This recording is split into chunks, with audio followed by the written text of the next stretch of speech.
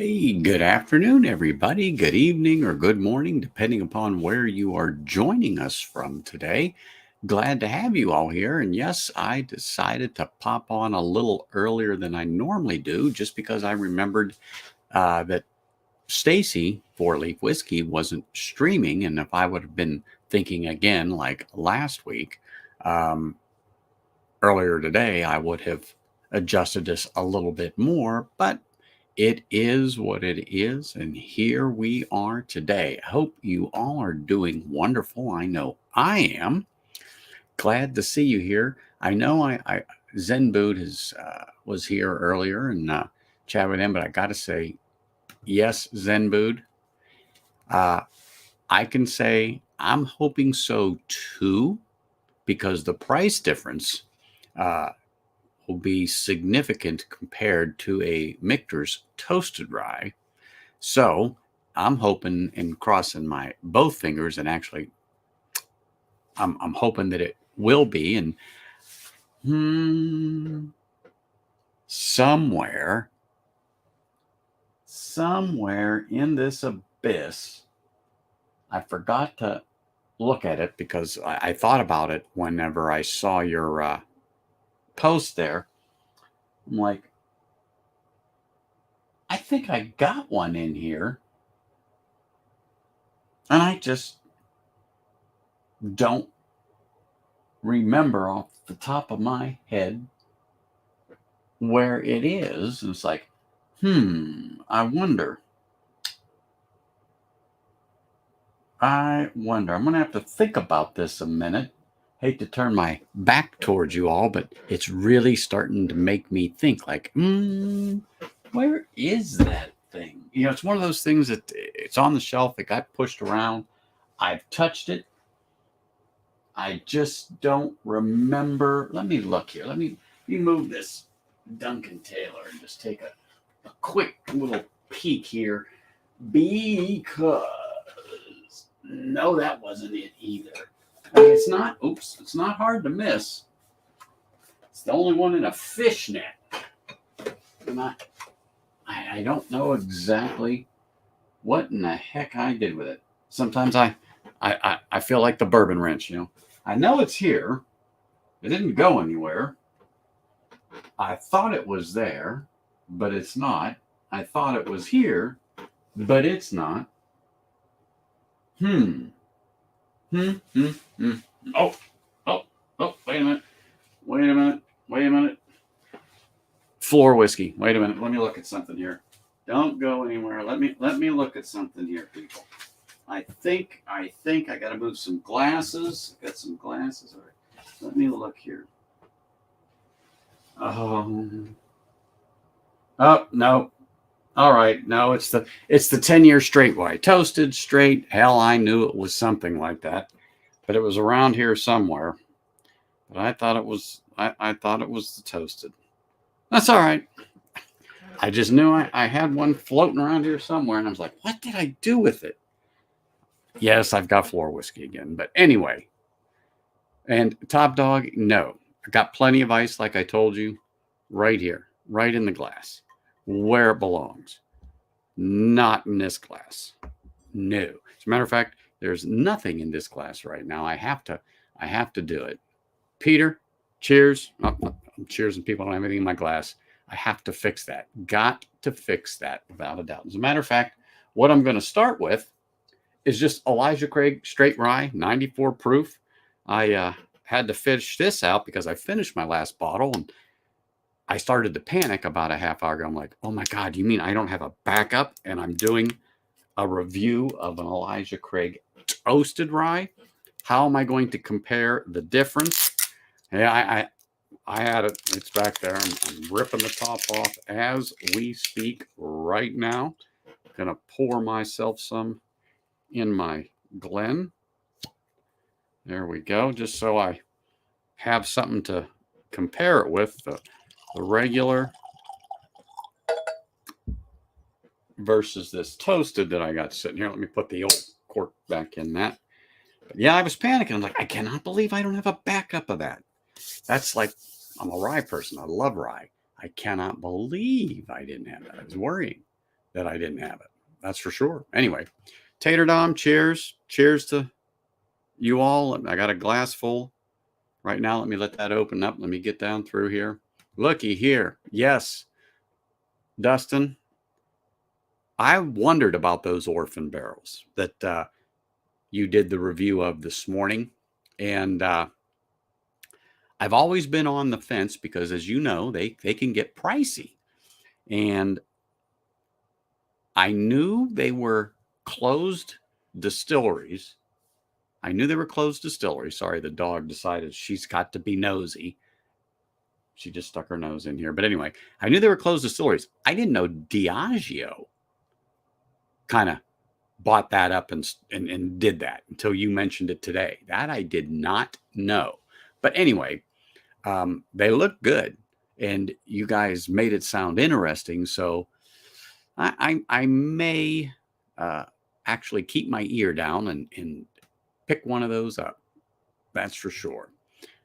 Eric, cheers, man. I know what you got poured. I'm not going to mention it, but I will let you put it in chat. How's that? Because I know what it is. Can't beat it. That's for sure.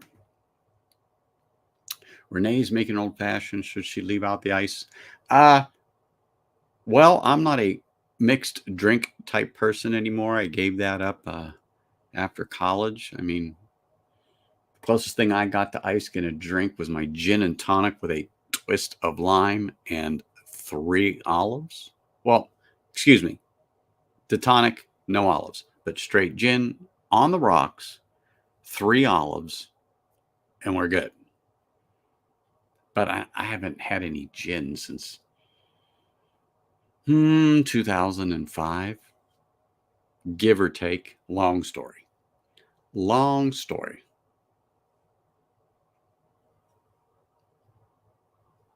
Well, the Rebel 10 is open up there that I moved. That Rebel 10 is open. And it is good stuff.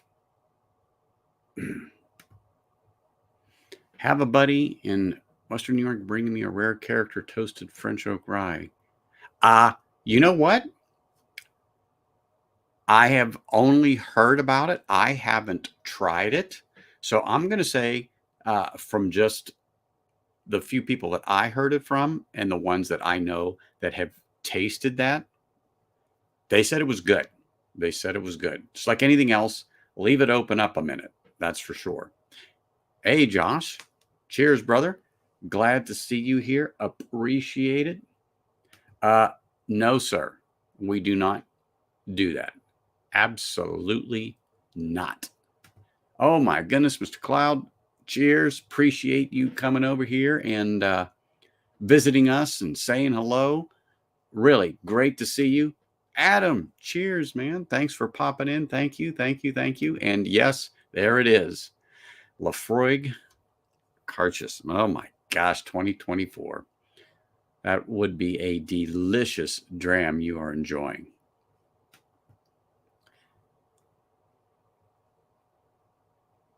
Yes. Of course. I totally get it. But, on that, I probably wouldn't leave it out on an old fashioned if I were to have one. If I come to your house and Renee is going to go ahead and make old fashions, okay, just because she's making it, I'd have one. That's for sure. Just because. Anyway, so here we are with the Elijah Craig. So what's everyone got in their glass? Let me know what you're pouring tonight. Like I said, I popped on because Stacy's not here, and Kilco is dry this week. Although he's got one more day. I stopped over to just say I'm raising a glass for him tonight and smash his like button while he's doing his thing over there. I mean, you got to take some time off from this stuff. I absolutely positively agree, and I generally have 4 or 5 days, at least 4 days off in a row where I don't have anything. I didn't do that last week. I mean, I picked up a day here or picked up a day there where I didn't have anything, but it was just the occasions that popped up that's what it was. So anyway, now there we go. Sugar Kitty, cheers. Thanks for popping over here. Yes. Well, He's dry but wet. Yes, yes, absolutely. And if you guys don't understand that, he is, I don't know if it's PlayStation he has, I can't remember. But doing a video stream, he's literally on a video game. I actually lurk and kind of loosely watch it because I just find it interesting. I don't game, but I like to watch him. I like to watch him. Yeah, yeah, I think it's good. I think everybody should. I mean, like I said, last week was just occasions. I went somewhere and I normally don't go there, but I was like, oh, they have a special on a stout and so on and so forth. So, I had a beer, uh, a glass of wine on one other occasion. So, what the heck? Yeah. I don't think anyone in this community argues that. Nobody argues that. That's for sure. But again, cheers, everybody. Let me take a sip of this because I want to get my palate ready. But I had a busy day yesterday. I'm going to show you some of the stuff. Some of you who follow me on Instagram know.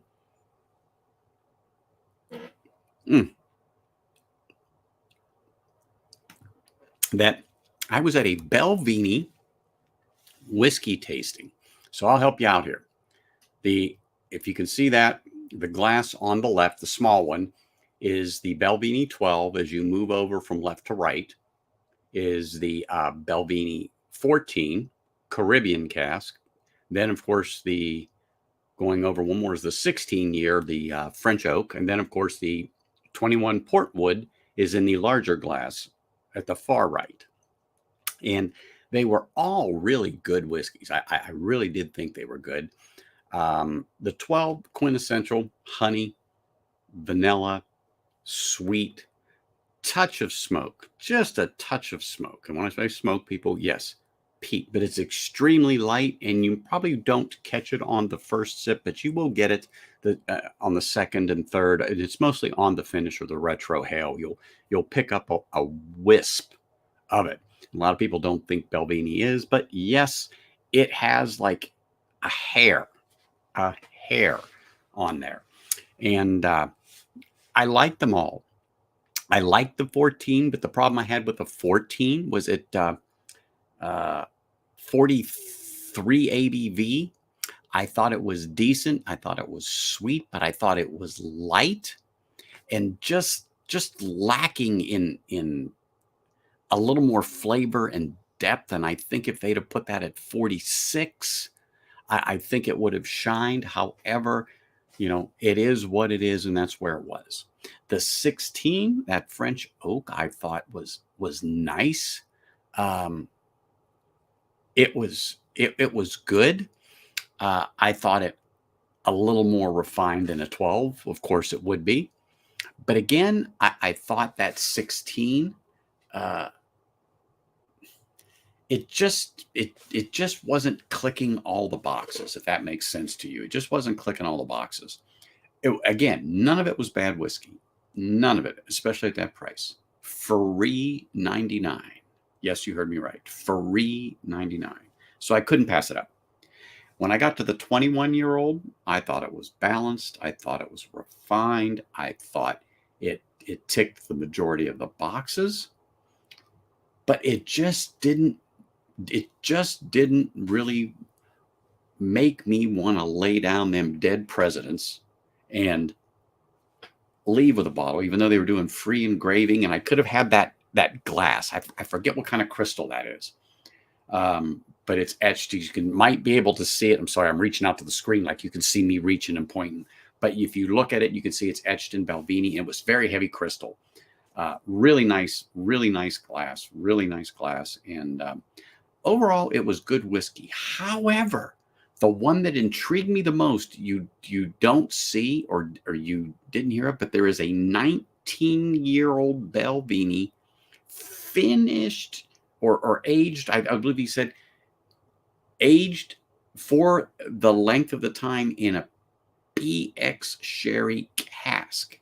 They're extremely limited, and they are here in the U.S., but they're like $500 a bottle. All of us were like, what?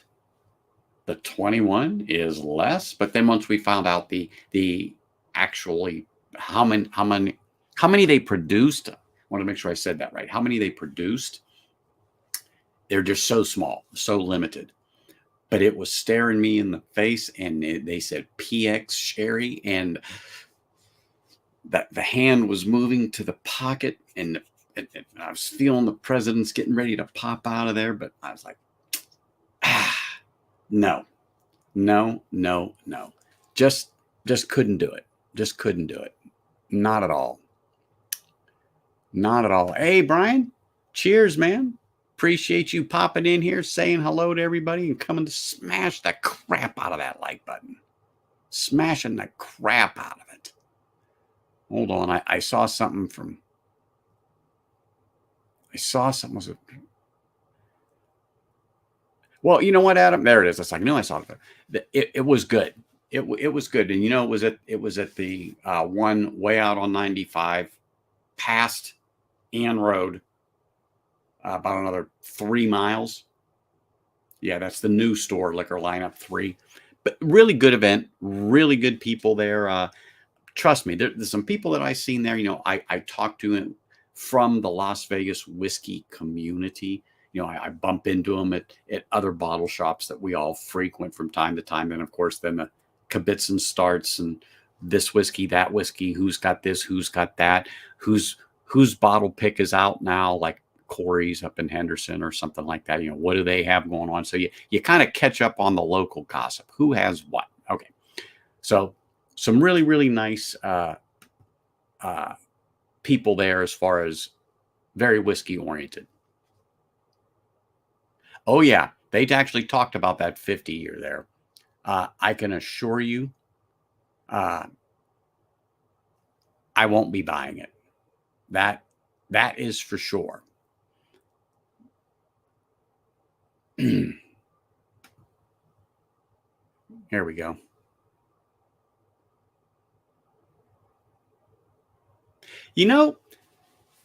That's funny you should say that. So when I was there, someone talked about a little dab of that and a dab of this, and that's what they said. They says they like to take that double wood and put a little splash of the Caribbean cask in there just to give it a little more twist.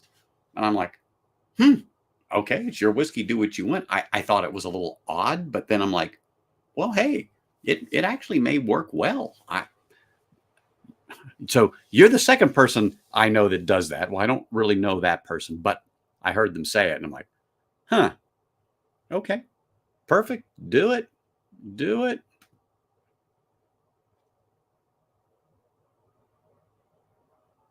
Oh, shoot. Wait a minute. Let me think. Was that 43 on the 21, Peter? I think it is. I think it is. The 16 was 47.6. The 14 was 43. Darn it. I'm do not quote me. You know what? I think the 21 was 43 also, Dustin. It pops into my head. I really think it was with that Belvini. So I'm not sure. Oh, okay. It was reduced to 40 on the 21 then, Eric? Okay. Well, I thought it was 43. I don't remember, but it very well could be. I've slept since last night, and I had a few pours. I didn't even open it yet. It's right there. I'm going to get to it. I'm starting with just a straight rye from Elijah Craig, because I want the profile to stay.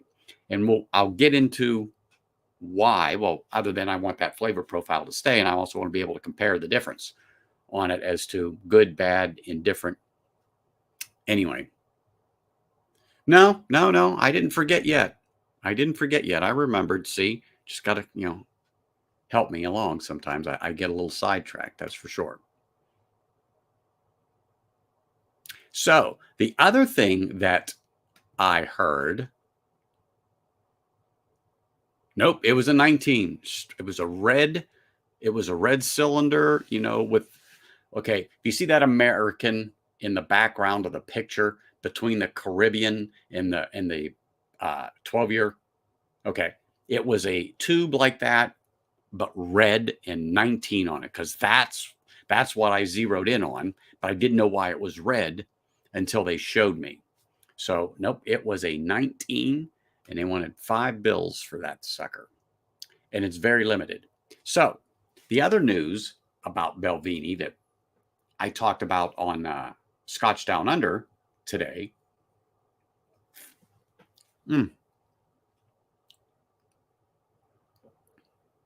One of the few ryes I get a splash of mint from. Elijah Craig. Yep. But so I love this, and I just haven't been able to find.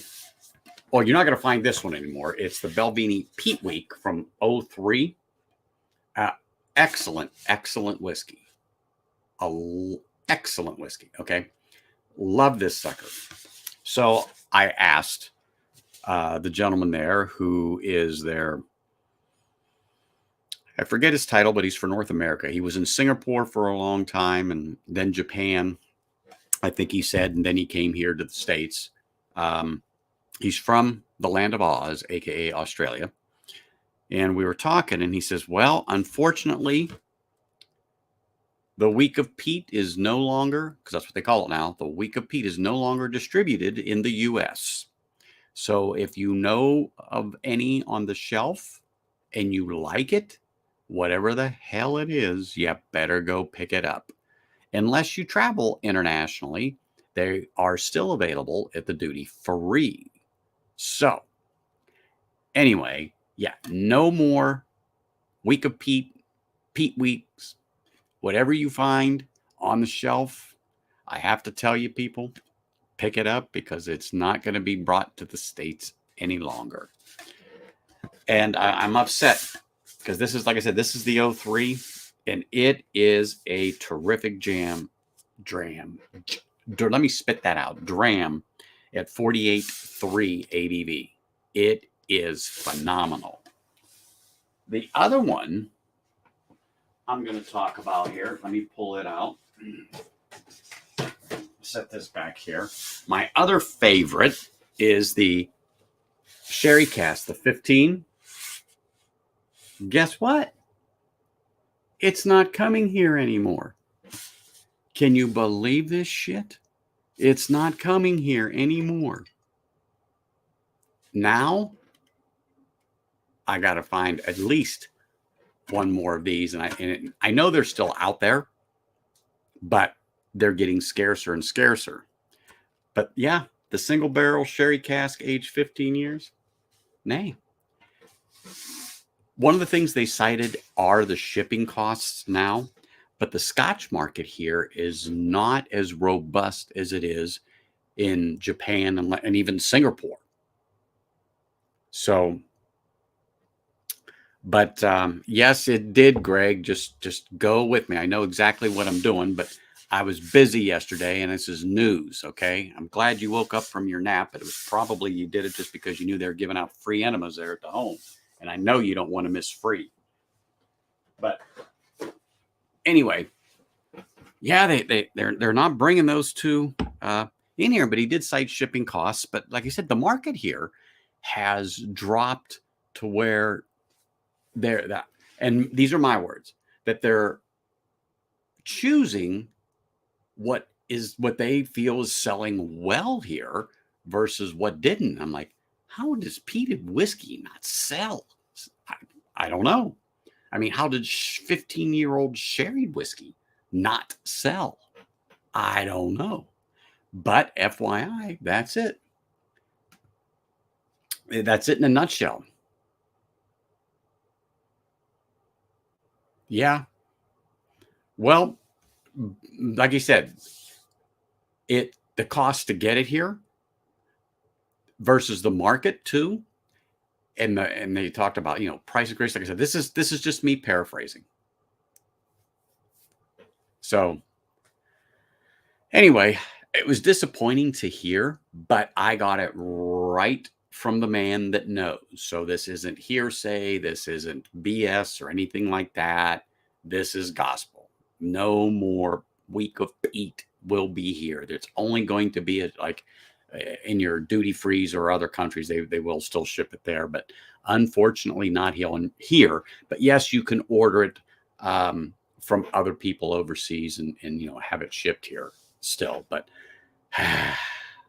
anyway, so that being said, I got to have a couple of other drams while I was there, and there's two still Austins there in the picture on the left. Out of the two, the one on the right is the Nancy Fraley pick that I got to sip, and wow, that was truly amazing, delicious. As a matter of fact, I'm going to bring that up a little further. And then the one on the left, finished in a Madeira cask. Oh my goodness gracious, was that a real delicious little sip. And I might have had more than this, that little thimble stuff you see there too. But that Nancy Fraley pick there, the one on the right, or pick, she blended that one. Wow, that was just magnificent. Really was. Really good whiskey right there, those two. Then the other one I got to try was that RY3 light whiskey. And if I remember correctly, that's like 64 or 65 on the ABV, 64.5 or 65.4. It was somewhere in there, light whiskey. That was really good. That was my first time ever having anything like that. And I thought, wow, that thing is just amazing. All the whiskeys I had there were good. But those three right there, man, were they something. Honestly, they were really, really good. Really good.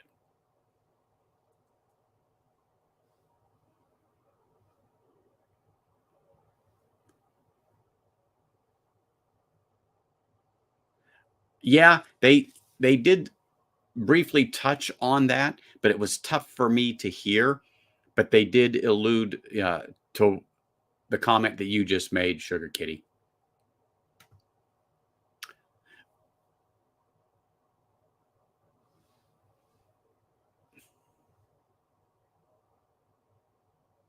And there was a group of us talking about that, and that was the general consensus that the price they would like to get, people here just don't feel that it is of that quality. But I think it's good whiskey. I mean, I don't think it's bad at all. I liked it. I still like it. I like those expressions I have. I like the standard 12.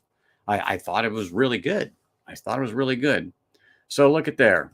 I mention his name and he shows up. What can I say? Cheers, Trev. Appreciate you popping in here just to say hello and chat with everybody. Really appreciate you coming, brother. Thank you very much. Cheers, guys. Doing storms and hail, having some pours. There you go. Well, you picked the right place to come and chat and visit for a minute. Really do appreciate it. Thank you, sir. But those three right there were really amazing. Like I said, I can't get some of them here, and particularly that Nancy Fraley one that she blended there, the Still Austin. Really good. Honestly, really, really, really good whiskeys there. Really good whiskeys. And, I'm glad to have them. And I'm glad I got a little Elijah Craig straight rye in here right now. Let me get another sip.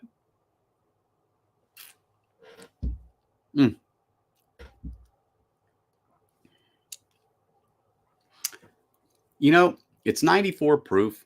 It is definitely not a bad sipper. It ticks all the boxes for rye. And like I said, I don't generally get mint on rye like Whiskey Mountains, because that's one of the things that just turns her off. But I get it off of this one. I definitely get it off this one, particularly as the finish is developing. Yeah, I get it. So let me open this up, and as we chat a little bit here about the Elijah Craig toasted rye, I can compare the two to see exactly what's what, because it is the straight Elijah Craig rye that they just take an extra step to make it toasted. We'll chat about that there in a minute. And what in the heck? Okay, here we go. Just being a little obstinate on that on there. And I'm going to use that neat. Neat is the name of the glass, but I'm going to use that I've been trying to use to really see if it makes a difference in the way it captures the aromas and gets rid of the ethanol and all that happy horse crap. Ah, nice little pop there. And let's here, stay, don't move. All righty, let's pour a little in here and give it a minute to do its thing in the glass. It doesn't look any darker or any lighter than the original, that's for sure. But, however, so just to show you, it's in the glass, it's doing its thing. I'm going to leave it sit here just a moment. Just a moment. The problem is they can't get premium prices if they keep putting low proof products in the Sugar Kitty, you nailed it. I talked about that with another person there. I go, that was the problem with that whole flight I had in front of me of the Belvini. I thought that some of them were good. I think they missed the mark. Like I said, on that 14, instead of it being 43, 46, 47, I just bring that up a tad. I don't know what they were thinking, and I couldn't do a deep dive into all that with them. There's just too many people there to specifically I really wanted to, but there was just so many people there and they really had to work the room. So I got it. So it wasn't like I had them captive to where we could talk, but they did come over at the very end. Most people were gone because they heard me talking about it and with other people. And so we had a little conversation. So I got a few little things in there to ask. So, it was good. I'm disappointed that certain things aren't going to be sold here anymore, but the consensus was this is they need to kick it up a notch on some of those with the proof. And that was pretty much the consensus of the room, really was.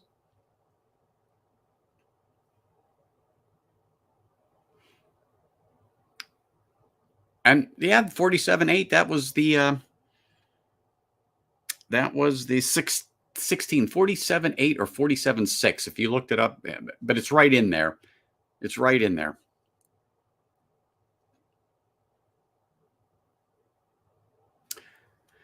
Again, you're not wrong, Sugar Kitty. You're absolutely not wrong. And again, that was some of the other discussion amongst the group of us that, we were just openly discussing. Not only Belvini, we were talking Glenfiddich, Macallan came up, Ardbeg, of course, came up. And I was like, anyway, I just thought that was kind of odd because we're really generally talking about non-peated whiskeys. I could see if they said something about Highland Park, fit in there. But, when you're in conversation like that, everything comes up. Everything comes up.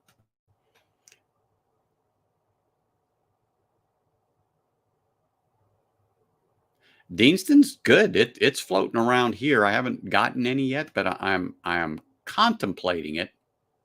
That's for sure. I think Deanston is a good price right now, and the people that have told me about it recommend it to me a lot, is to pick up a few of those bottles. That it's really, really good. But anyway, as you all know, we can talk this whiskey stuff here for quite some time. Let me get into this Elijah Craig. But yeah, I'm passionate about this. Particularly, I'm disappointed that Belvini's not going to be doing or bringing some of these other products in. But it happens. If the market's not there for it, or they don't feel they can get the money that they want for it, why are you going to bring it in here anymore? But I understand it, but I'm disappointed.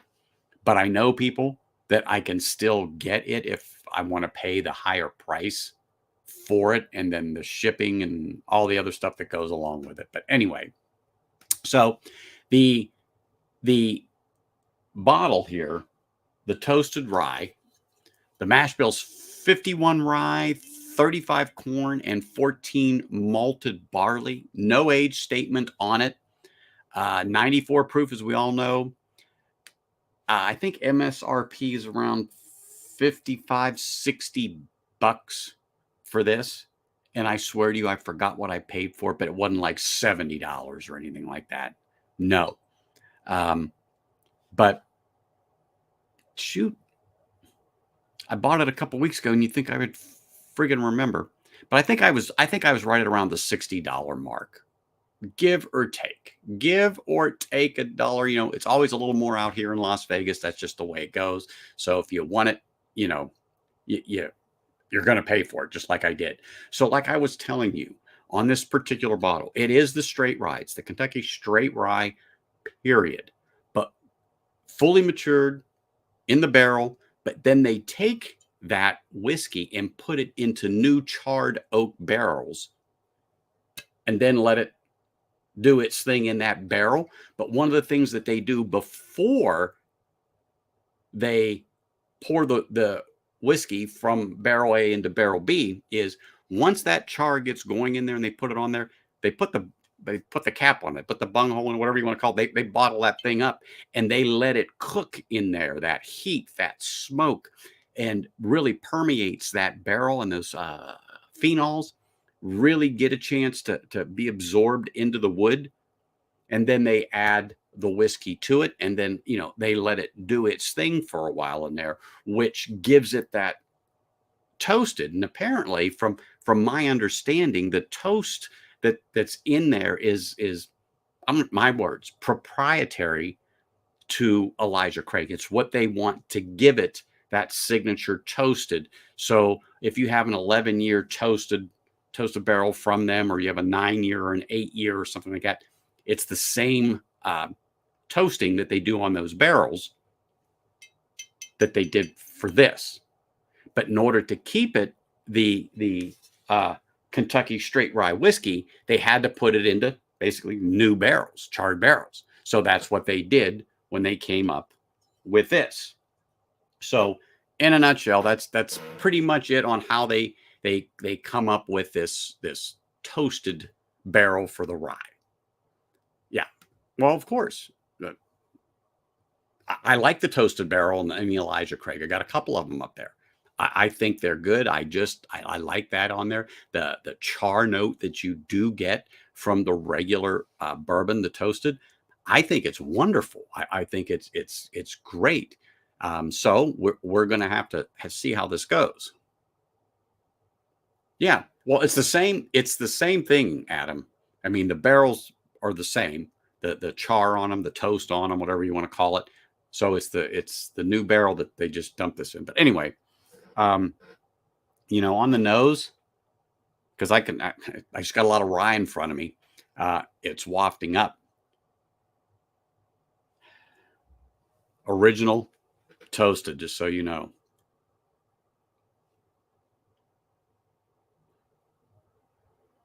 So the original definitely comes off as a rye, but sweet.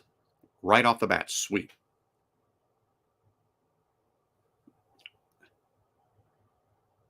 Yeah, a little sweet. Here, I don't get the ethanol. I get a little bit on there, but a caramel, like a brown sugary note, and it's in here, but I'm getting a little bit more of that char note that I would get out of that straight toasted bourbon. But yeah, it's the other than that, you can get a little bit of that oakiness and that char off of that. The nosing is pretty much identical. Other than, like I said, you've got that char on there. So you do pick that up.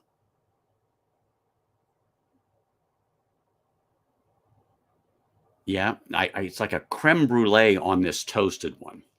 That's how I kind of equate that sweet smell I'm getting on there. Brown sugar, of course, nuttiness on there. Don't ask me. Almonds, hazelnuts, peanuts. I don't know. It's a nuttiness that I get on there. Hey, bourbon baller. Cheers, man. Great to see you, man. Thanks for popping in here.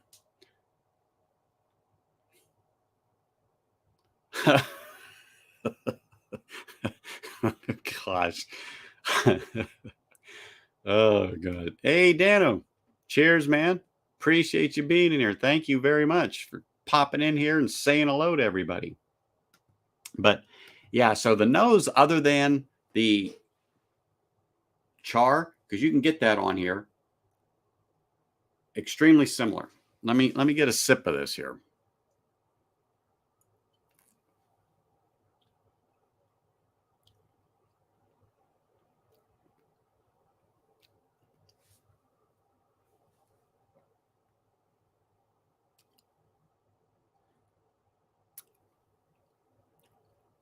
I'm letting the flavor roll in here. So just give me a minute. I'm going to take another sip.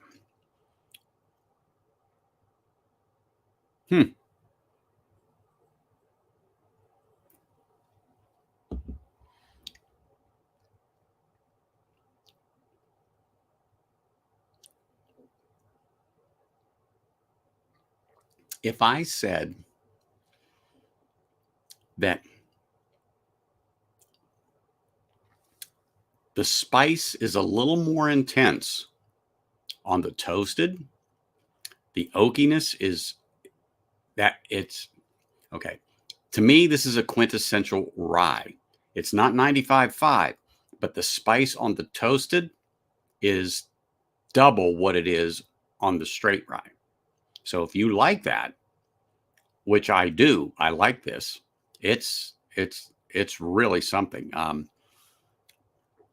Really makes the tongue tingle, particularly onto the finish.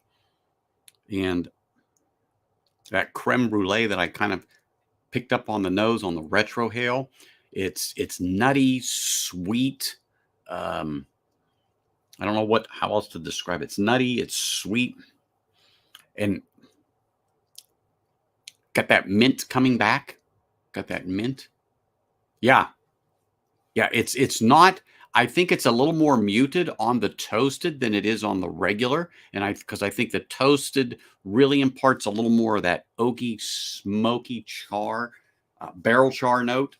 Not, I want to make sure everyone understands. I'm not talking about peat, but that smokiness that you get, it's very nice. It's very nice. Hold on, let me get another sip of this here because.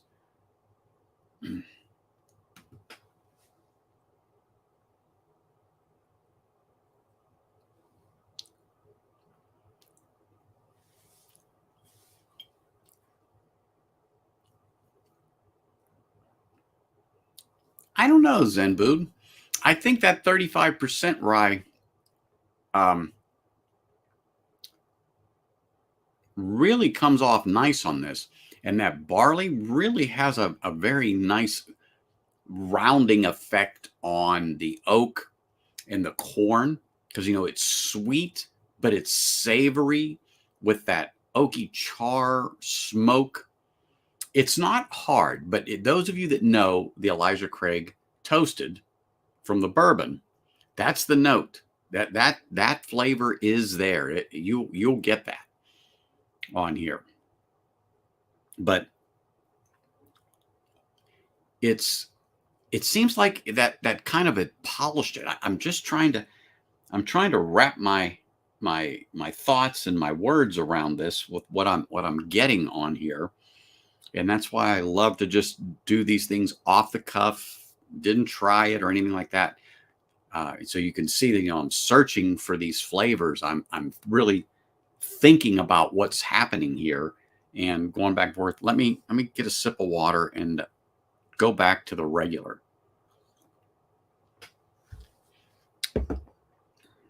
But so far, I like it. So far, I like it.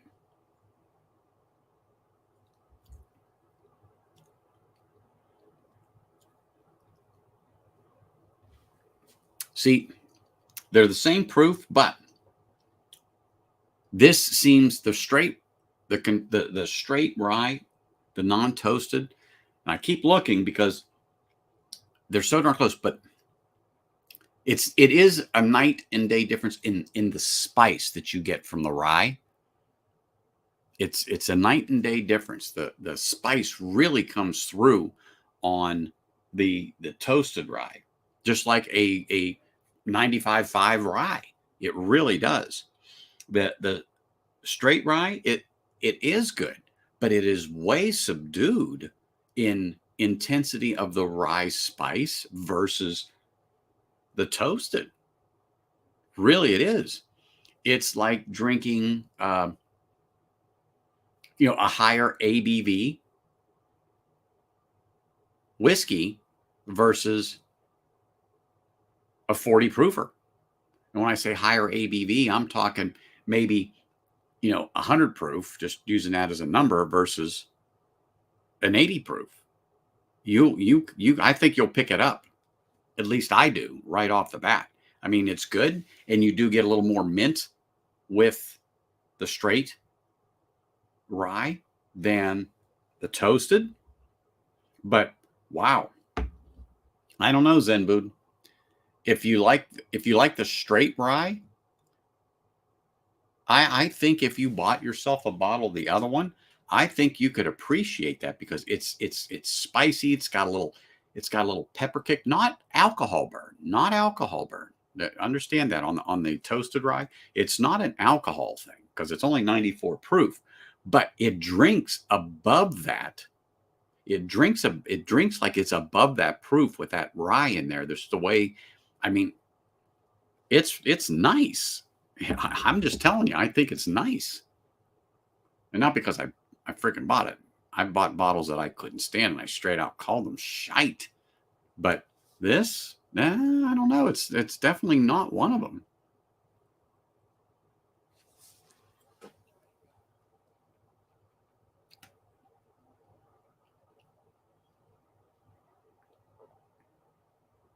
Yeah, the toasted barrel, that rye is just, it just comes back in. But like I said, it just seems a bit more polished, even though the spice on that rye is way more pronounced than the straight. That's kind of weird. Hey, John, cheers, brother. Appreciate you popping in here. Hey, cheers, man.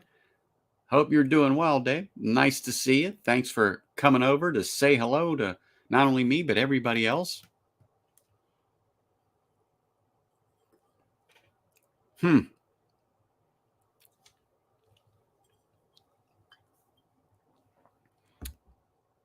going to say this, Zen, but if you can get this thing for $60, and you're give or take, like I said, MSRP is 55.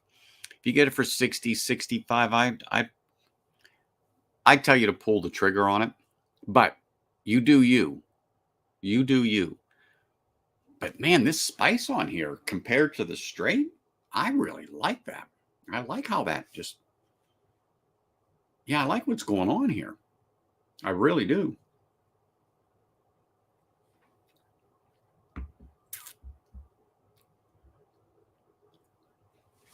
Viscosity compared to A and B, no difference. The mouthfeel, no difference. They carry the same weight in that respect. Where the toasted barrel shines is that true rye spice, the oakiness from the other barrel, and then that char. That's what kicks it up that extra notch versus the straight rye. That's where it is. That's where it is.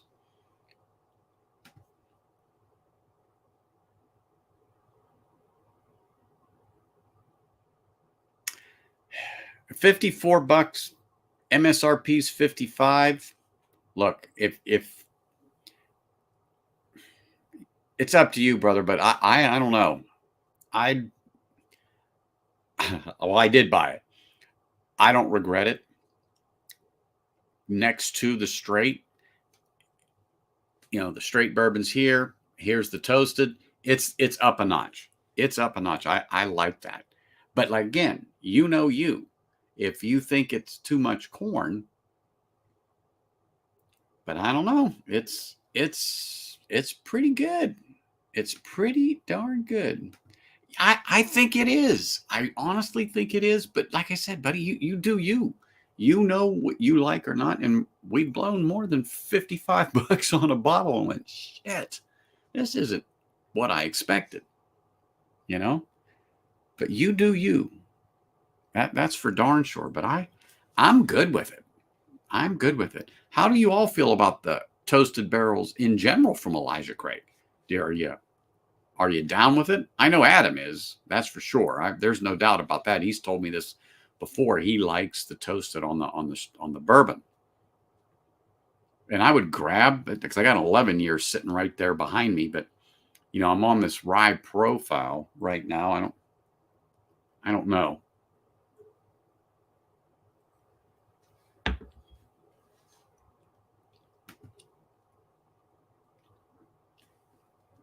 You're welcome, Zen Boo. That's one thing I always give you is my opinion. I can't guarantee you'll like it, but I don't think you could really go wrong, personally, buddy. I really don't. And I think if other people thought different, they're more than welcome to say, because we don't hold back here. If you feel it's shite, you say it. That's fine. You're entitled to your opinion here. I'm not going to argue with you. If I like it, I like it. But that's how all of us always say. You like what you like. You don't like what you don't like. That's just how it goes. That's just how it goes.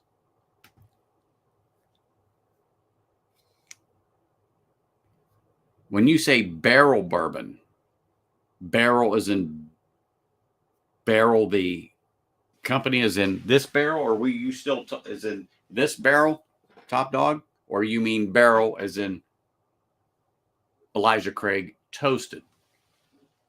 Because you capitalized barrel there, so that's why I was kind of wondering.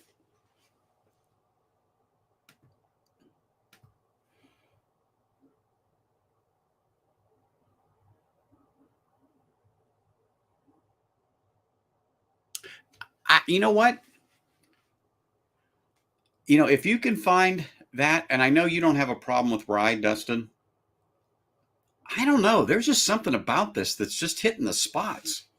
And like I said, this is the straight rye in the standard Glen, and it seems way more subdued to me than the toasted. So there's just something about it with that toasting on there. I like it. It makes it bolder.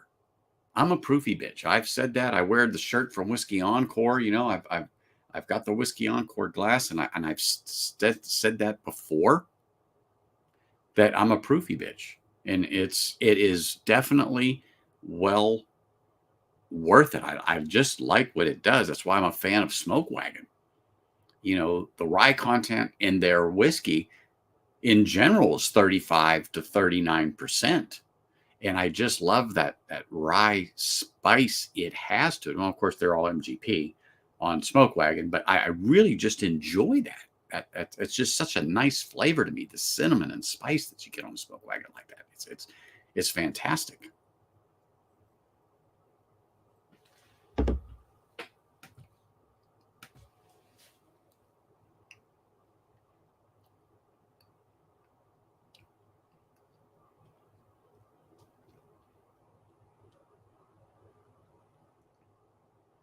And you know what, Sugar Kitty, that's totally acceptable. Totally acceptable. You like what you like. If it doesn't fly with you, buddy, then that's fine.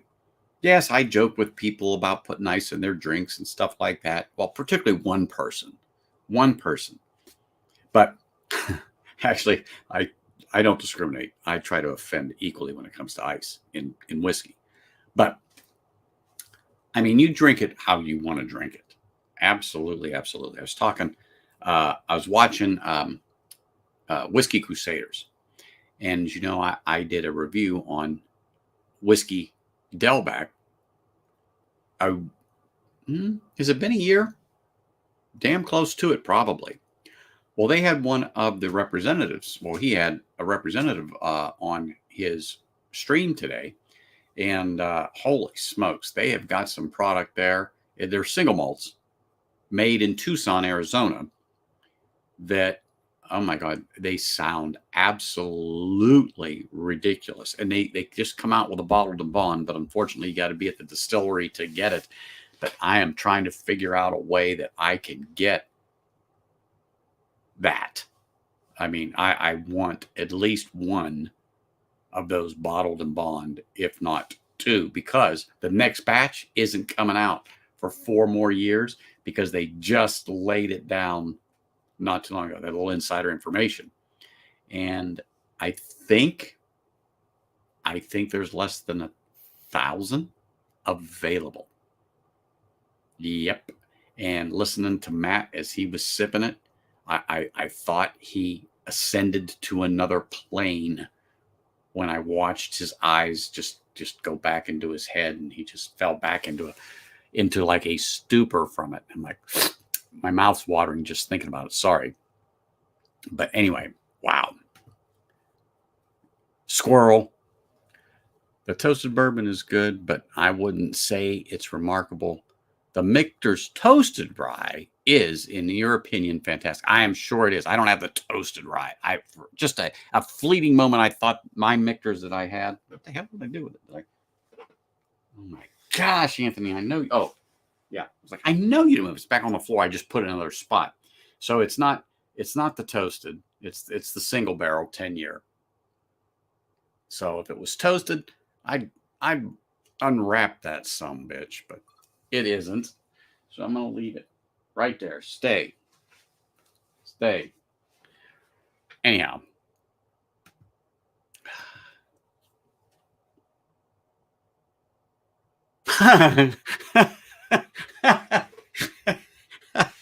Sorry. That's funny. That's funny. Okay. All right, Sir Kitty. Once again, you're right. You are right. Oh, yep.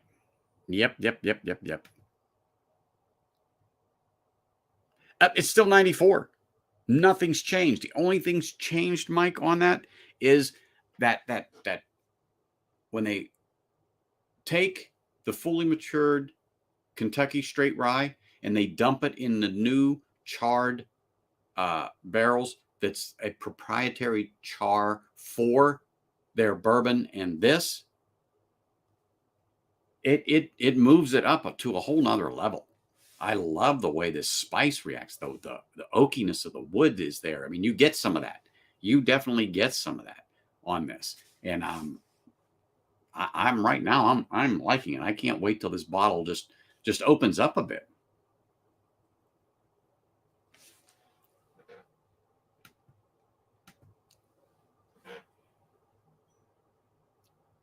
Mm-mm. And like I said, the only reason why I'm not going to crack that, I'm on a different plane. You know, I did the tumbling dice last week, and then I picked a couple of other MGPs to go along with, because the tumbling dice that I did last week was a 7-year MGP. So I picked some other MGPs and within the same 117, 116, 115 proof range. And, they were all different. They were all the same, but different in their own right. How's that? They were the same, but different in their own right as to what they tasted like between the 6-year and a 7-year. Does that make sense? I sure hope it does, because I probably can't explain it.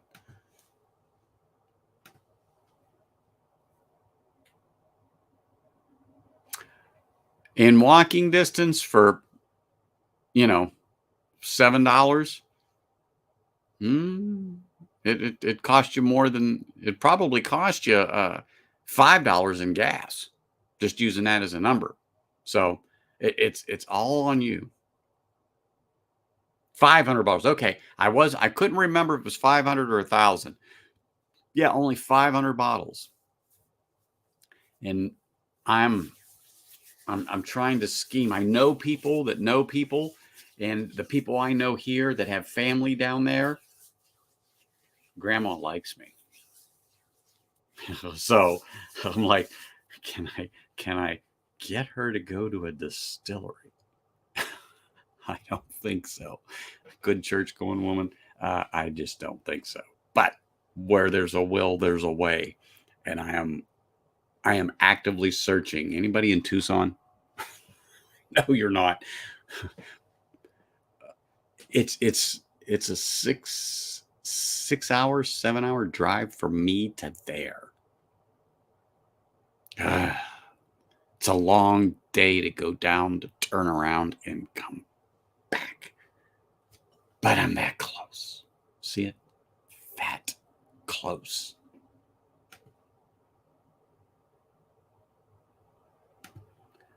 Yeah, but it's probably 4 hours for him from where he is down to Tucson.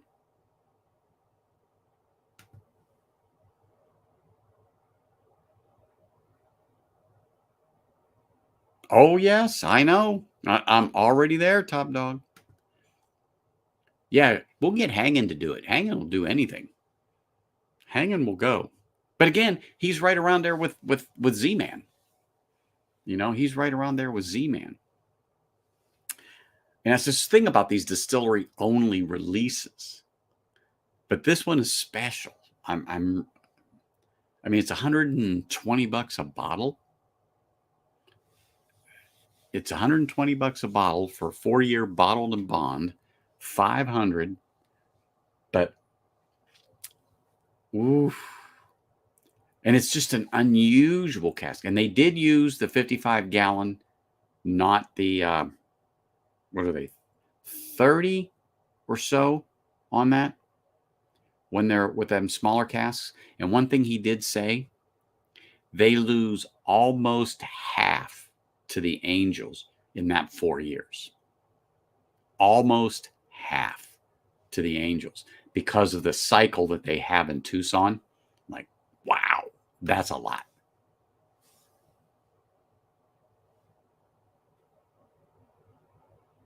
Yeah, no, Hangin is not in Tucson, and neither is Z-Man. Z-Man's parents, if I'm not mistaken, used to live in Tucson. No, it's unique because it's just like Texas whiskey. And this is a single malt. And to be able to do that, matter of fact, I think they're the first to do it for 4 years and get that bottled and bond certification. They're the first to do it. So higher price doesn't always make it better. But the people that I just watched have it. I trust their palate. And it's at least 100 proof. Take my money. And I have Delback. I have one of them. And they have a smoky one, aka peated. I just can't remember the damn name of it, but they have one. It's smoky.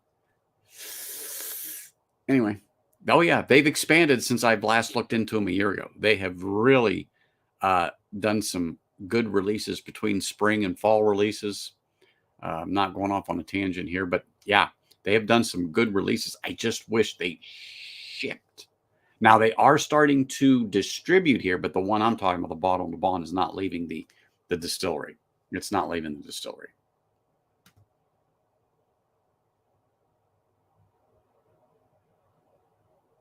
Yep. So the bottle and bond is in the 55. I think I might have said 53, so I apologize.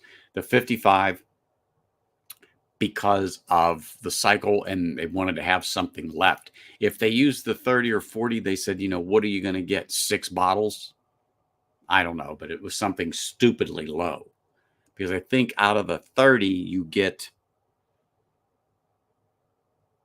I think he said 15 after the Angel share, maybe 20. Don't quote me.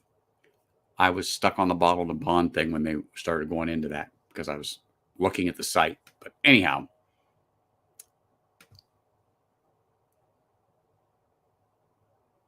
yeah. Well, I can't remember if it was his parents that lived there, is how he got there, or he worked there, or he road tripped for a couple of kegs or something like that. I don't know. I don't know. But yeah, I know he has a connection, but that connection I think is dried up. That's for sure. Hmm. Mm-mm-mm-mm-mm.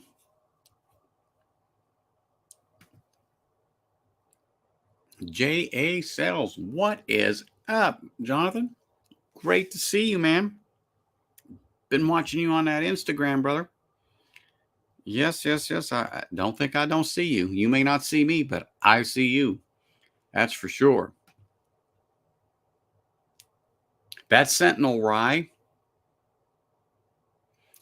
I'm gonna pick up a bottle of that. It should be coming here. They've got I forget who they signed with here, but like the classic, I have the Dorado. I don't have the Sentinel. I don't have the Distiller's Cut. Um, but they're coming to Vegas. In other words, that they've got the distributor here done. Now some of these shops just got to get them. And I said, hey, you need to knock on the door at Liquor Lineup. That's where they need to go and knock on the door there.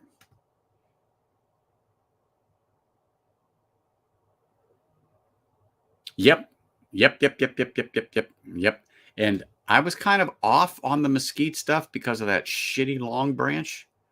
That just like that ruined me. Of course, it would ruin anybody if you drink Long Branch, that piece of crap bottle. But sorry, if you don't know, I don't like Long Branch. Anyway, it's really shit whiskey. Really shit whiskey. However, I have only heard that there actually are store picks of that are phenomenal. I don't know, but my experience with Long Branch, it is shit whiskey. Period. Anyway,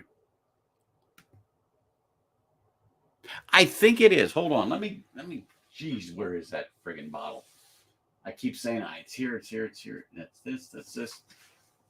I'm usually better at picking this crap out, but I went on a hunt recently and I moved crap. So when I do that, I'm backwards on it because I'm looking for stuff, and when I pull stuff off of the shelf, I don't always get it back. That's Orchard House. That's Taos. That's another Arizona one I haven't opened, but I got that from Jacob. I got that from Jacob. Oh my God, where is that Delback? It's gonna frickin'. Oh no, that's GTS. That's sure shit ain't it. All right, I gotta look. Give me a second here. Where in the hell did you go? GTS, Wild Turkey. That's still Austin. Oh my God, Dickel. There's a reason why that shit's back there. Nobody wants to drink that Dickel shit. What is it? Oh no, that's more still Austin. Prideful Goat.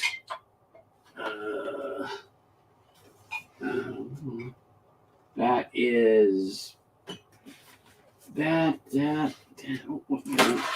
Is that behind here? No. Oh my gosh. Redwood Empire. Wait a minute. Let me check the floor here. Some bitch. I should have known. Let me check the floor. Yes. Boom. That's it right here. There you go. I should have looked at the floor first. Campfire embers, tobacco, and chocolate is what it says on this.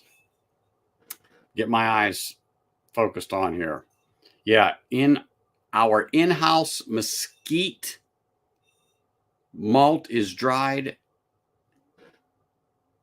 over a velvet mesquite fire. Boom. Yes, Sugar Kitty. Boom. There it is. And you could sell. It's decent. It is a decent pour. Really nice. It's a nice single malt whiskey. I mean, it's only like 2 years old, but it drinks way above that. Jiminy Christmas. And they don't use they use a rubber cork. It's not, I don't even know if it's rubber. It's synthetic. But it's a nice cork. You don't have to worry about it. But yeah, and it's 92 proof. So 46 ABV. I can't complain about that. Cannot complain about that at all. Hey, Long Branch is crap. Period. End of statement. Standard Long Branch is absolute crap.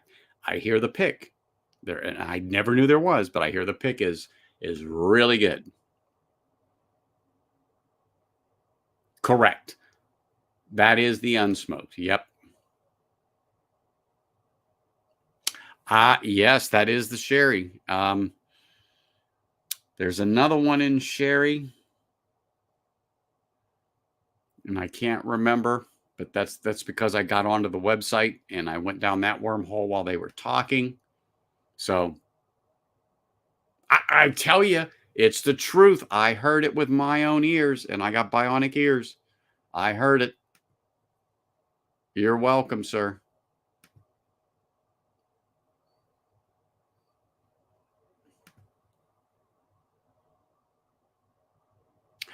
No, and I would not. You should know that. There'd be no other bottles of Long Branch in this frickin' house.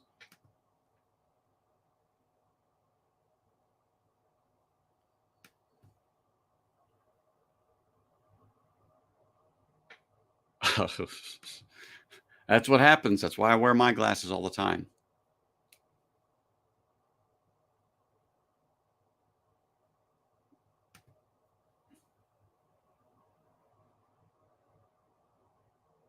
Well, Siri has a mind of her own.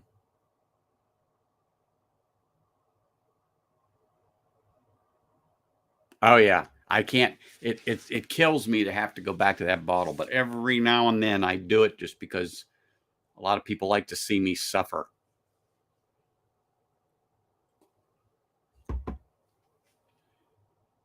Mm.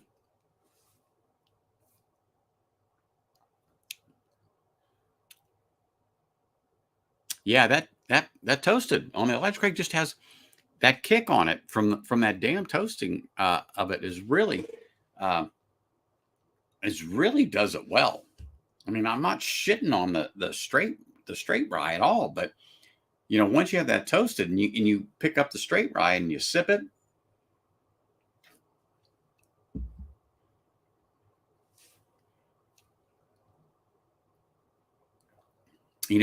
it's got the mint, it's got the sweetness. It just doesn't have that oaky rye kick that the toasted has. It just doesn't. It's good. Don't get me wrong, it's good, but it just that toasted has got that kick up. That's the bottom line. It just has that. It just has that kick, that extra little something that the straight rye doesn't. And like I said, both of them are fresh cracks, so they all have equal time in the glass, give or take 10 minutes, because I did open the straight during the stream as in the beginning, and then that I opened later. But all in all, the toasted just has that little more flavor. It has that little more oaky spiciness on the finish that I think is really, really good. Really good. And I don't know how in the hell I got into that damn Long Branch crap, but I have to digress. But Delbeck, now let's talk some more whiskey here. But let me wash my palate again, because I'm going to get into that. And we all talked about Z-Man. Where is he? Where in the heck is he? I saw him earlier, but where in the heck is he? I sure hope my palate isn't ruined with the rye, but we're going to go to a little American single malt here real quick. Just a little taste in the glass. Just a little taste here. Put this back on. Stay. Don't go anywhere. Oh, multi goodness right off the bat. Sweet cream, butter, chocolate.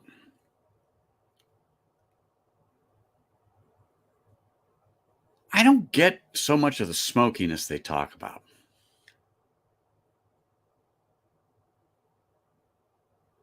But man, it's a delight to the nose. It really is.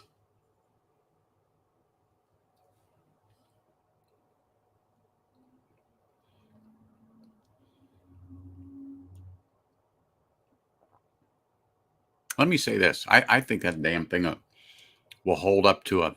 As a matter of fact, has anybody had the Macallan 12? I'm sure you have. This thing would blow it out of the water.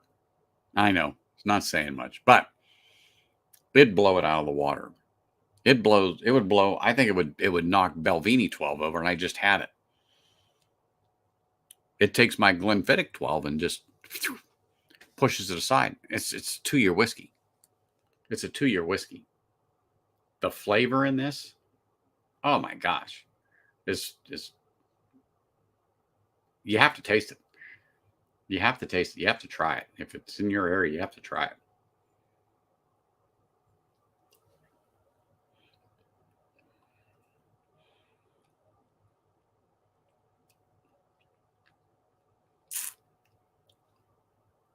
You can't call it a Scotch because it's made here.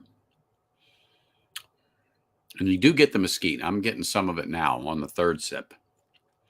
But it's not like the mesquite. And I don't remember how I got into Long Branch. Mesquite. It's well, one, they use the mesquite to smoke the grain. Long Branch is filtered through mesquite charcoal. 2 different things. Long Branch is just shit, period. But this, they take that and they use it to smoke the grain, and it's pleasant. It is. I don't get the. It's not peat. It's not peat. It's not like that. So don't think it is. No way.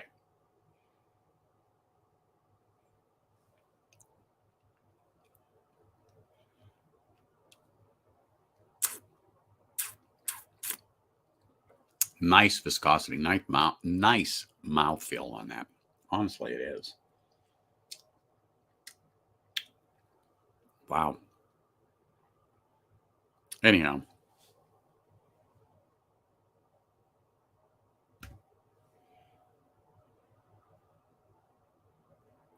Now, Normandy is coming out.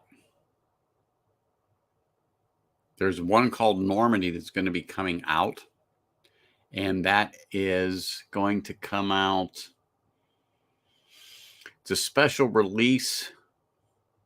I'm thinking, Sugar Kitty. I'm going to say fall, Thanksgiving time in there. They spoke about that. And I think that might be Oloroso on that one. Don't quote me. I have to look. I have that rep's number that I was watching today on Whiskey Crusaders. I got it sent to me. I'll be communicating with him. Maybe I'll see if I can't get him on a stream coming up here in the next month or 2. I know he's extremely busy, but I've got a little inn that he's going to be in Prescott, Arizona in November. So I may try to arrange a little something there and at one of the events that he's going to be at, because it's about a 5-hour drive for me here from Vegas to Prescott, Arizona. My wife and I used to go there quite often because her mother lived there. But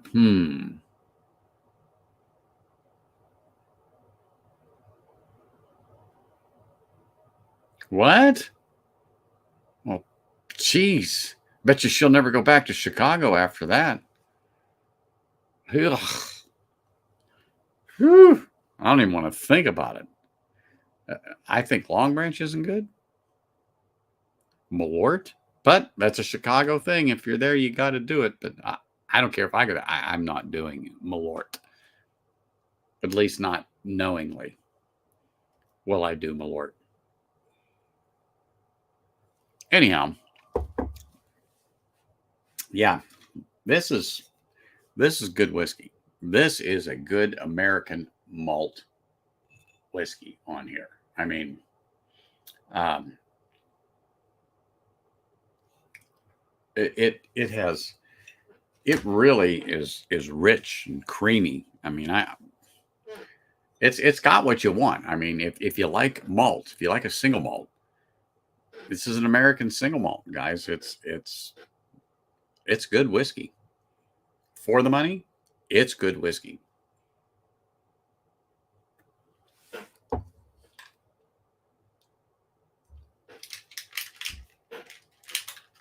46 ABV. Cannot go wrong right there. Cannot go wrong. So, anyhow.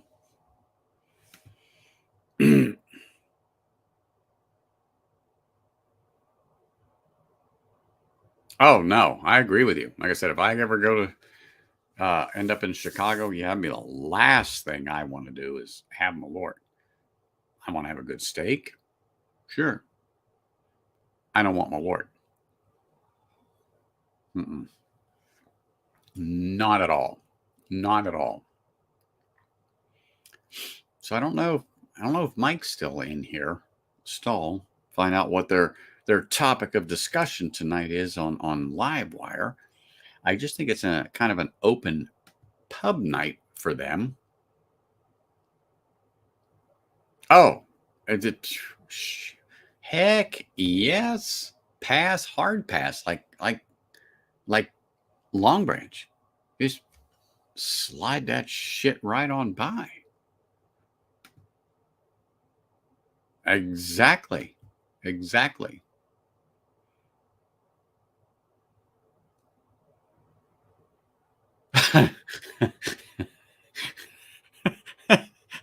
Well, now that description of Malort will always be crushed aspirin dissolved in Fresca.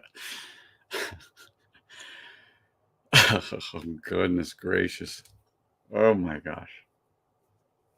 I still wouldn't try it. And they could say it's PX sherry, you know, whole hogshead, the whole 9 yards. No.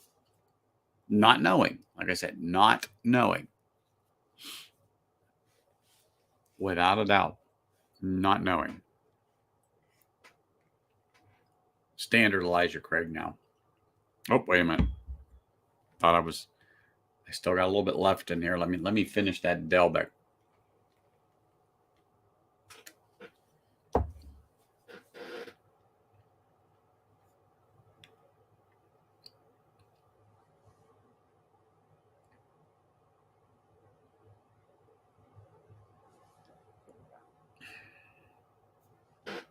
Something weird. Thought I got just, well, maybe it's toffee, but I swear I got another hint of banana. I talked about this before on that Delbeck. Like a real ripe banana. Not yellow, but that when you start to get black. Actually, I like them that way. But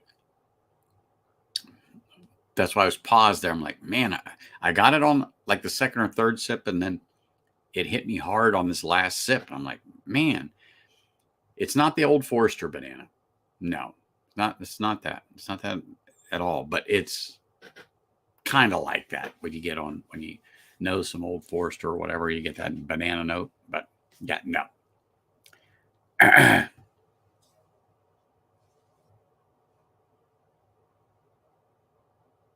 Okay. Yep. I'm gonna be grilling at about 6. Got a couple steaks to throw on the grill tonight for supper. Little mushrooms and accoutrements. But Yeah, I will have time to do that then, and I shall.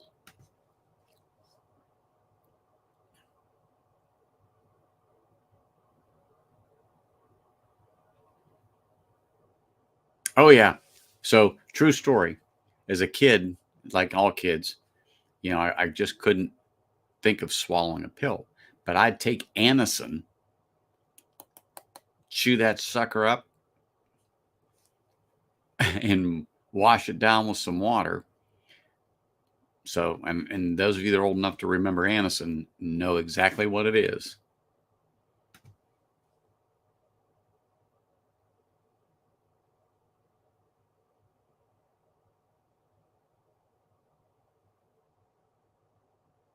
There you go.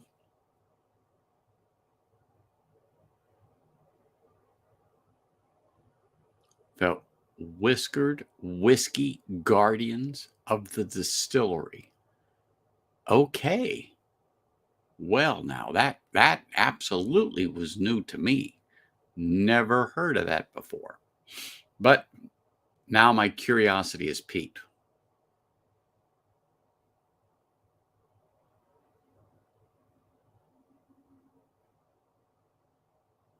Exactly. Life was miserable, but then you learned. Exactly. Exactly. You learned, John. But that's the thing. You learned. There you go. There you go. Well, like I said, for me, the verdict is this: I like the toasted. The more I sit here and think about it, I like the Elijah Craig straight. I do. But if I have my druthers, if I have my druthers, I'm going to grab that toasted barrel first every time. Every time. There's just no doubt about it.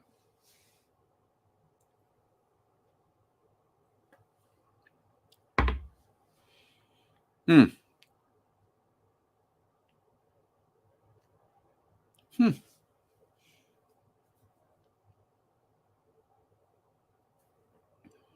You know,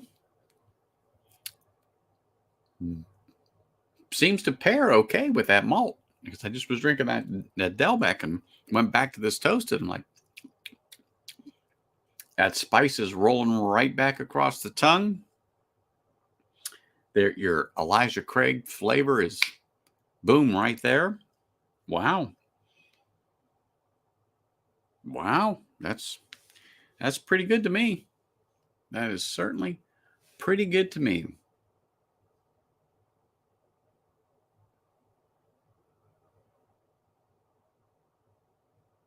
Huh, okay. Well, like I said, I got engrossed in just the website of the distillery as they were chatting, so I kind of missed some of that.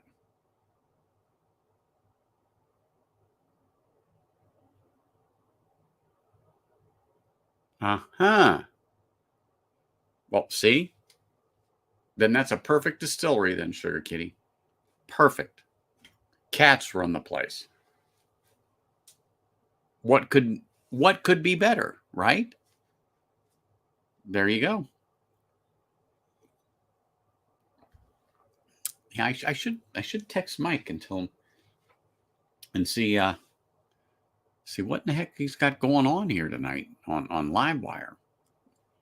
But they are coming on at 6. They will have a stream. Will be about 15 minutes more, 20 minutes, because I want to give you guys a little intermission time to ease on into Livewire. Sometimes you just got to do that. You got to ease into Livewire. You just can't dive into it. You got to ease into it because it's not one of those things that you just jump right into. You got to be ready for Livewire. That's for sure, without a doubt. So, all right, let me set. Let me finish this first of all.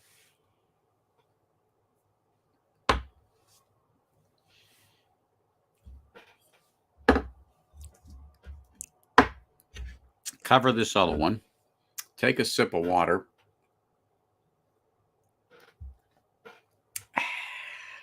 So, next, Kilbeggan in Ireland also has an Insta for. I didn't know that. I honestly did not know. But I know. Oh, I know it's a thing, but I didn't know that. But hey, if it gets you some clicks and gets you some likes or gets you some views, what the heck? That's for sure. So, question for those of you that enjoy a cigar with your whiskey or coffee. I don't know how many of you caught Bourbon Battalion stream a little over a week ago. Bourbon Battalion is if you don't know, is a whiskey tuber, but he rolled out his own line of cigars called Uncommon Valor. And I picked up some, which I will say this morning with my coffee. It came in a little pouch. I'm going to put them up in my humidor. Let me just turn it there. Let me just get a little closer so you can see Uncommon Valor. I tell you what, they were pretty darn, well, for one, was pretty darn good. Pretty darn good. I enjoyed it. As a matter of fact, it's a, I don't have the little card on me that describes the wrapper and the binder and the filler, but there is a proprietary blend in there.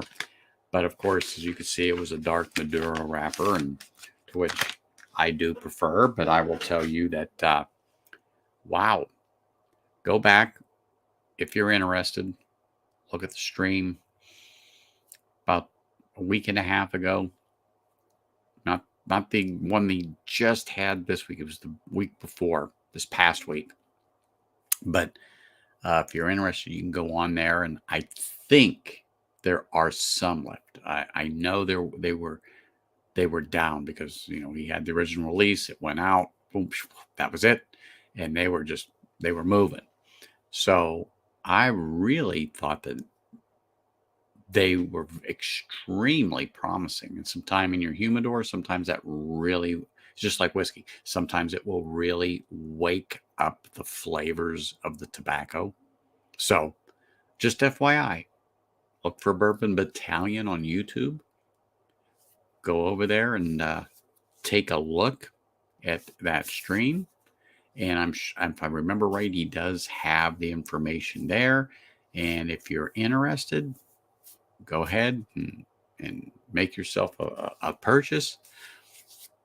But I will tell you, I enjoyed that. And I don't think I've had a cigar in close to 2 years. It's when the feeling moves me. If the tide is high, the moon is full, the stars are in alignment. For me, it's not a daily, weekly, monthly, yearly thing. It's an occasion. The occasion was a good morning with a cup of coffee while I watched Scotch Down Under. So, anyway, I think a Highland Park cast strength, like, I don't know, second release, third release. I think they're on the fourth now.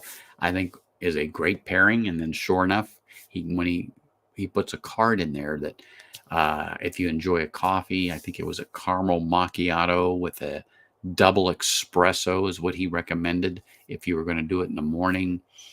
I forget the beer or something like that he recommended on there, but it was the Highland Park if you were going to drink it with a scotch in the cast strength. So I was like, I have that. But just throwing it out there. Just throwing it out there in case you wanted to look at something different or something new. There you go. It's definitely well worth it.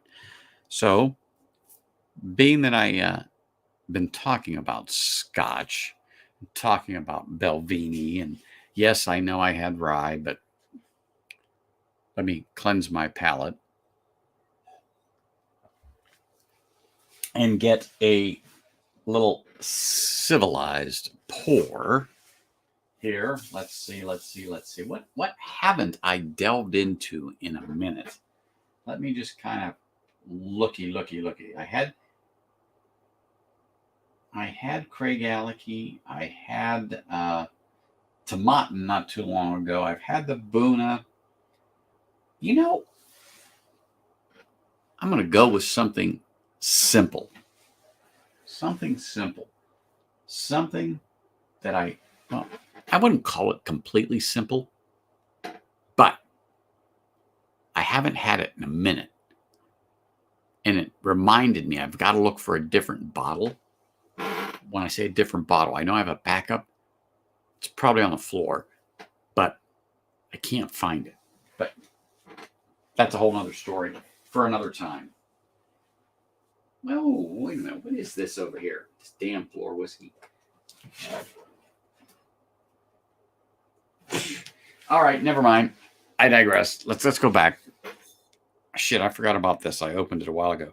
Let's try the Penelope Toasted just for shits and giggles. Let's try that Penelope Toasted, and I'll pour just a splash more of the Elijah Craig Toasted. Let me see where we are. 100 proof. Oh shit. Let me pour this. Let me pour this damn thing. Well, let's just do it before I sign off here in the next 10 to 15 minutes. Use my whiskey encore glass right here. Let's try this Penelope Toasted. I forgot all about that until I looked down at that floor whiskey in that box. There we are. You can tell I've only had maybe one good pour out of that to get the thing down to the shoulder, but this is at 100 proof. Yeah, let me put that up here. Penelope Toasted, and it's a heavy. It's they call it Char 1 Toast is heavy, proof at 100, straight rye whiskey. Let me get my eyes focused on here. Non-chill filtered, 5-year-old juice in the bottle. Batch is 23-303. 23-303.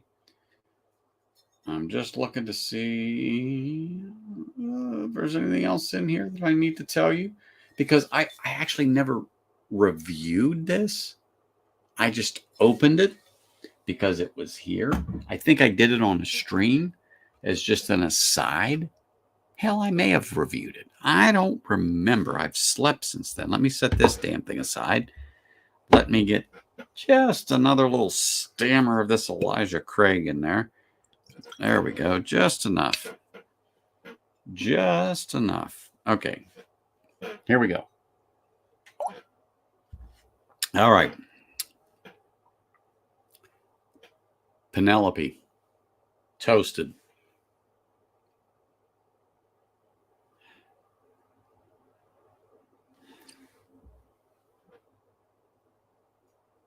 The Elijah Craig is definitely sweeter on the nose, more ethanol on the Penelope. Quintessential rye on the nose.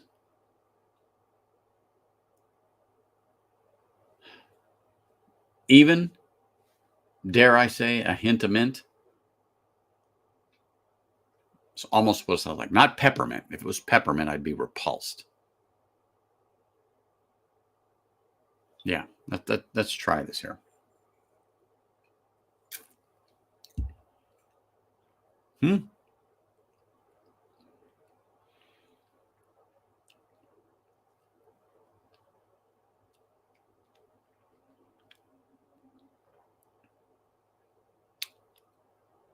Sweet, literally, figuratively.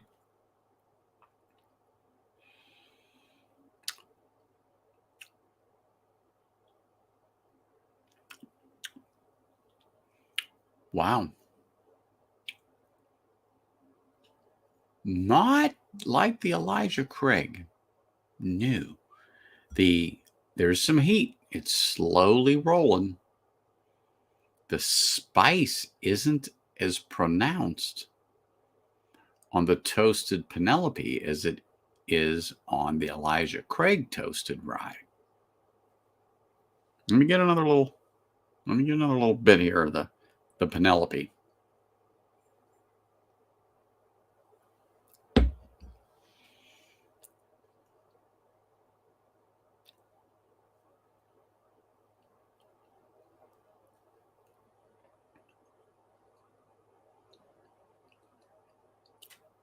Okay, a little mint. Spice is just a touch more pronounced. It's coming across and grabbing the sides of the tongue now after the second sip.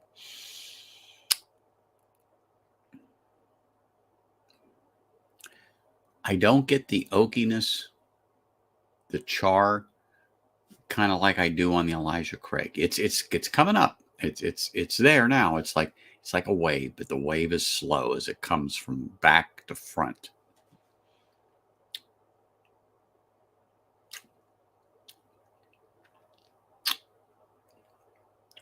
The finish is like the Elijah Craig. It's not short, but it's shorter than the Elijah Craig. How's that? It does diminish,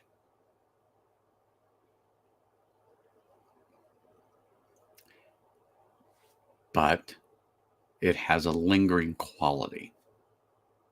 That's the way I'll put it. All right, Elijah Craig.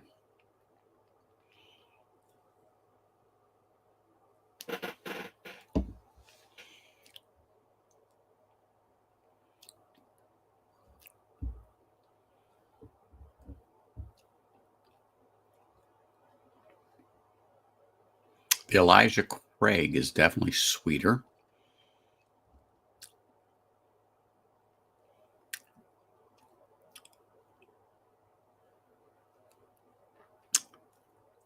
The mint is there, just like it was in the Penelope. Unfortunately, the higher proof in the Penelope elevates that a tad more than the Elijah Craig.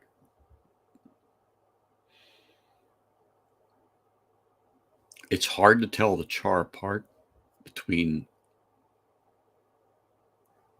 the Elijah Craig and the Penelope. Hey, cheers, man. How are you doing? Haven't seen you in a minute. Appreciate you stopping by to say hello and smashing that like button. Really, thank you. But we're talking about the Elijah Craig toasted, and I compared it just against the regular rye. And if you haven't picked it up, the Elijah Craig toasted rye for $60, I'm going to tell you what.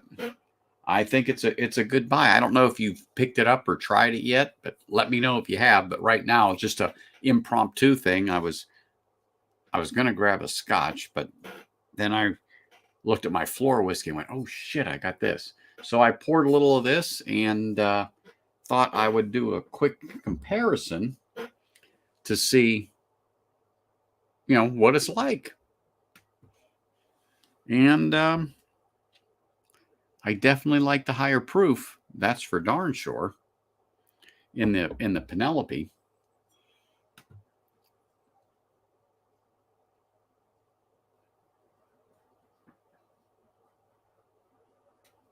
Yeah, a little more ethanol on the Penelope than the Elijah Craig, but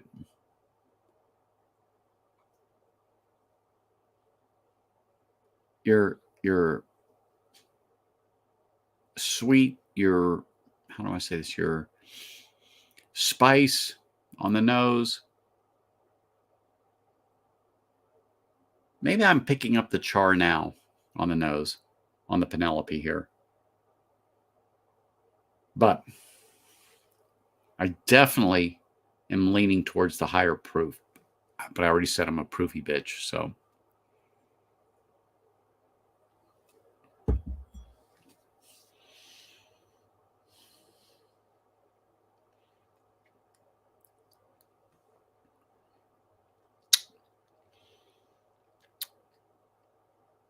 Yeah. You know what? A little time has done it well in the bottle. Time has done it well in the bottle. I recall on that Penelope had a little bit of a funk that caused me to raise an eyebrow. But since I've opened it a while back, it doesn't seem to display that. Hmm.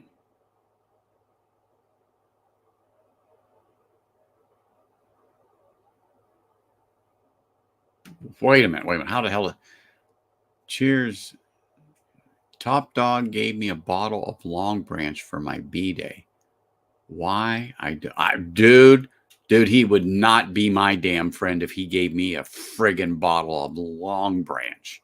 Let me tell you what, that is the shittiest damn juice going. It's a pile of frickin' steaming shit. Anybody that would give you Long Branch isn't your friend. Let me tell you that. They are not your friend. As a matter of fact, they probably didn't like it and wanted to get rid of it and talked it up just so you got it. But I don't know. I'm just saying. But I am telling you, Long Branch is shit. It's a drain pour. No, I don't like Long Branch. Anyway, let's talk better whiskey. Let me get to this Elijah Craig again.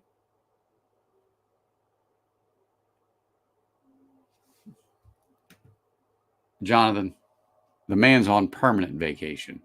What are you talking about? Which vacation? You got to be specific when you talk to Top Dog about it. You got to be specific about which vacation he was on.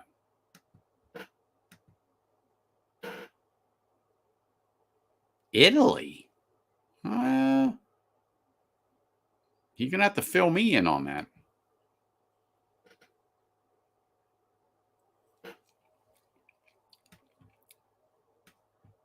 Jonathan, I can't believe Whiskey Nose would let him go that long. I think he would have fired him if he'd have tried to go to Italy.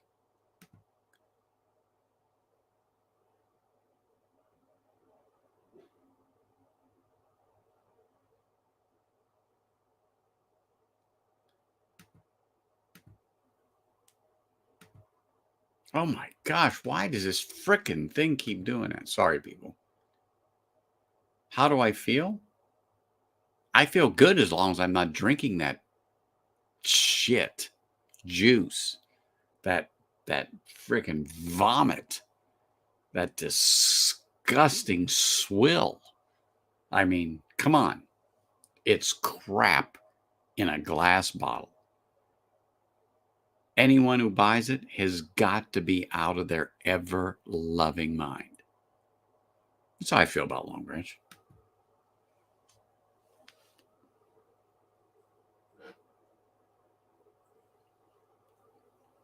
Mm.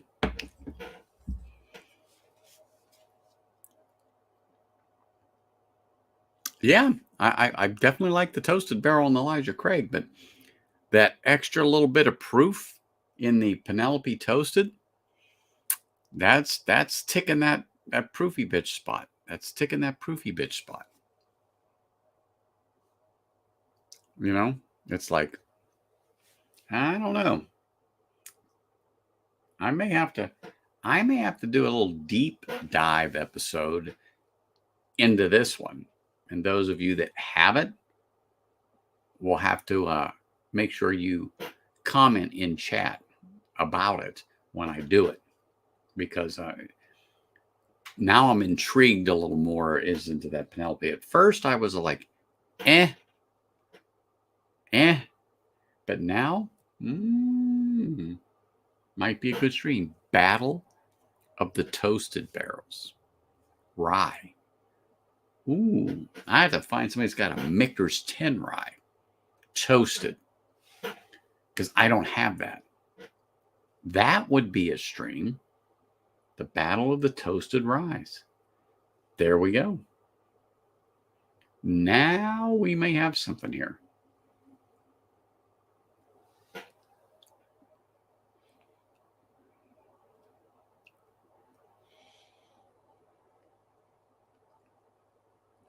So when I said there was a little bit of a funk to the Penelope that made me go, I just caught it. Much better than what it was when I opened that bottle. And I can't tell you when it was I opened that bottle because it went to a box on the floor.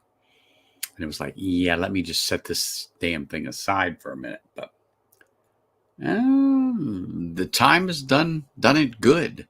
Time has done it good. And I definitely like the 100 proof. Now, okay. The one I really like, and I talked about it last week, is the Smoke Wagon Blender Select Straight Rye, coming in at 58.22. 58.22. Batch 3A is an alpha. It was bottled on July 2nd of 2023. This is a great rye. Great rye.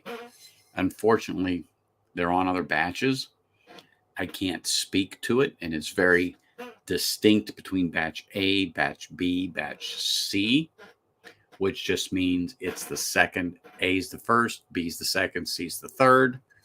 But wow, this was a magnificent pour. It still is. But because I didn't open this in time, and by the time I figured it out, I couldn't find another A batch. 3A. Oh well, it's okay. I've got plenty of others, but this is one of those things sometimes that you get stuff, you throw it aside, and I'm going to get to it. And then when you get to it, it's like, holy smokes, it's transcending. Oh well, it's okay. I still have it. I got a couple of other private barrel smoke wagons up there.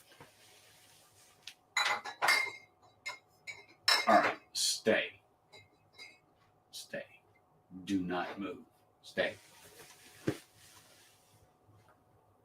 Okay, it's good. I had to double check it. Anyway, so that being said, the Penelope definitely edged out the Elijah Craig. Only, truthfully,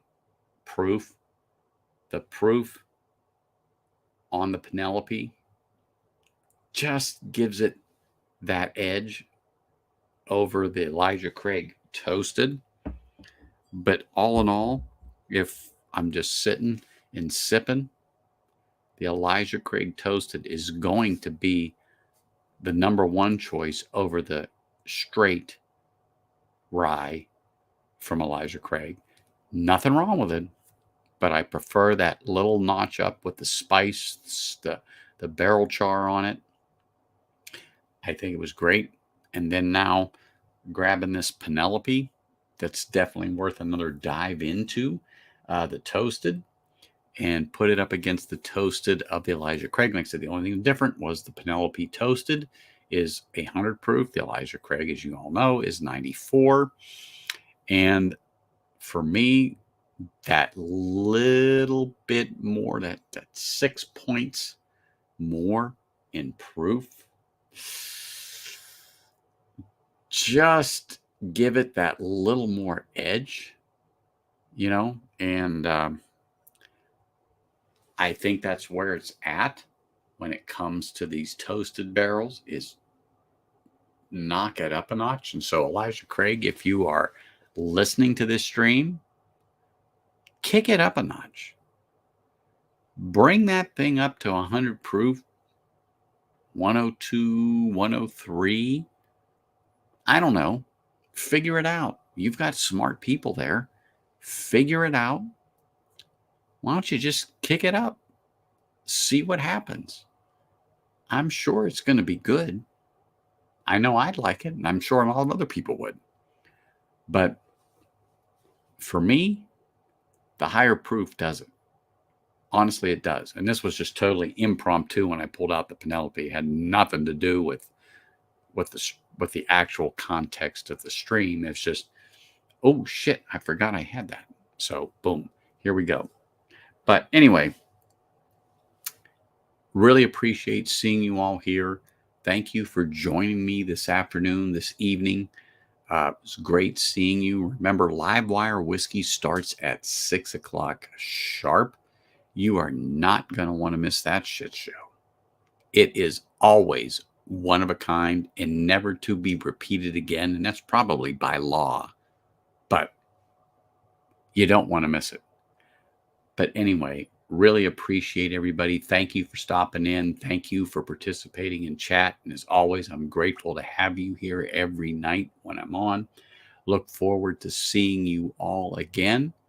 If you ever have questions, comments, or concerns, you can always email me at bourbonneophyte@gmail.com.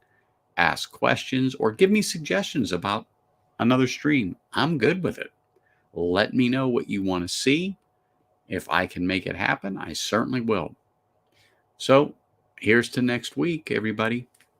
Cheers. Have a great evening. Thank you very much for popping in here with me and spending the last 2 hours. Have a good night, everybody. See you soon.